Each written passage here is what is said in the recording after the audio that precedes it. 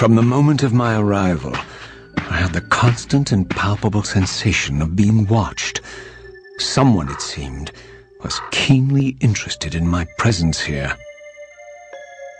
From the look of it, this door had been sealed for centuries. I began to realize it was no mere coincidence that I found myself standing here, beneath this winged figure with blue skin and cloven hands so like my own, and bearing this unique key. And so it was with a sense of gravity and trepidation that I unsealed that ancient door and crossed the threshold.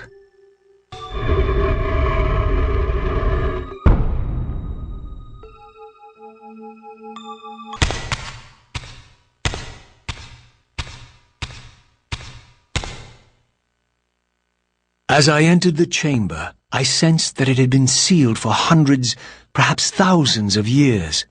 And while this room was clearly built when the pillars were erected, I knew that no human hand could have shaped this place, and that perhaps it had never been seen by human eyes.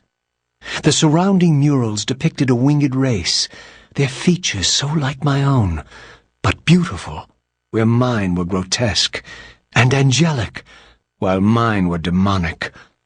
I tried to decipher these images. A great war, but with combatants like none I had ever seen. The pillars, raised by this winged race, who thus defeated their adversaries. The winged beings again, writhing in agony, apparently afflicted with the same bloodthirst I had so recently suffered. And throughout the chamber, inscribed everywhere, images of the Reaver itself. Was this what Cain had urged me to discover? I wondered. Lies, Raziel.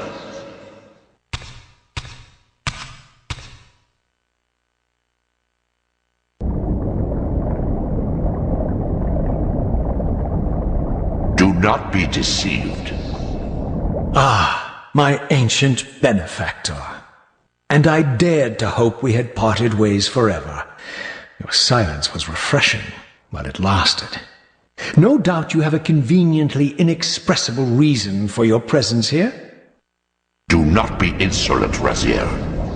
I am eternally present here and everywhere, now and always. I am the still center of the turning wheel, the hub of this world's destiny. But perhaps not so omnipotent as you'd have me believe. Your hold on me appears to be tenuous. I no longer seem to need you. Yet I'm guessing you still need me. This impudence is unworthy of you, Raziel. Do not forget that you have a task to fulfill here. You are indebted to me. Indebted? You would have me show gratitude for a gift I didn't ask to be bestowed? Do you forget that you forced me to inhabit this vile carcass? I restored you to yourself, Raziel.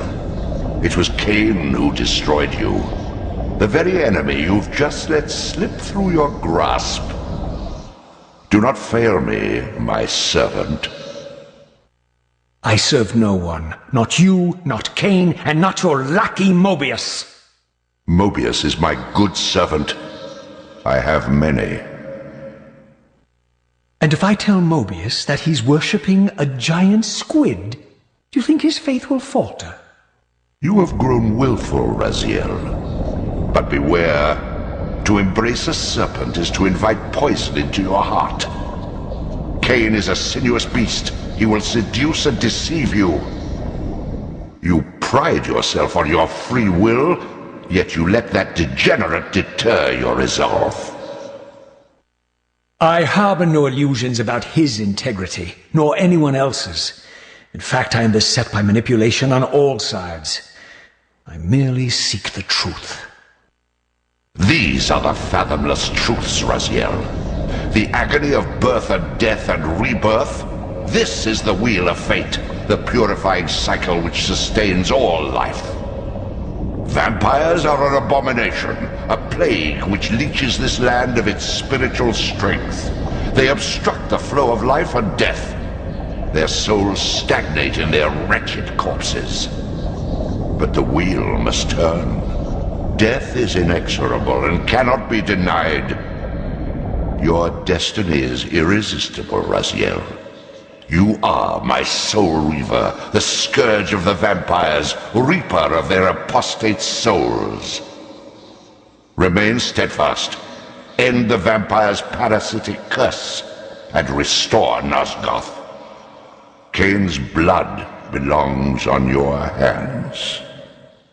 Kain indeed deserves to die for condemning me to this repugnant form, but if and when I kill him, it will be for me alone to decide. Kain destroyed you without a flicker of remorse.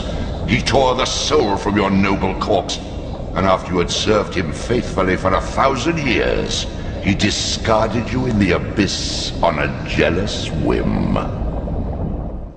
Remember your rage, Raziel. Let it guide your hand.